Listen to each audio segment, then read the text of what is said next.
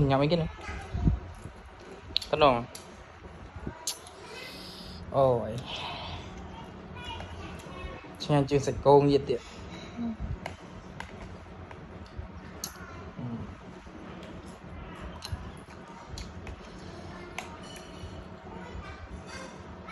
nhằm chút được nhằm bài vậy này mạ vi à mạ vi à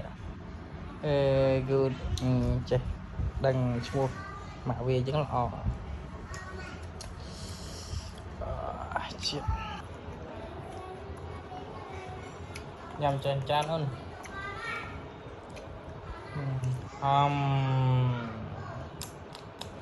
chị là hào nhẹ sang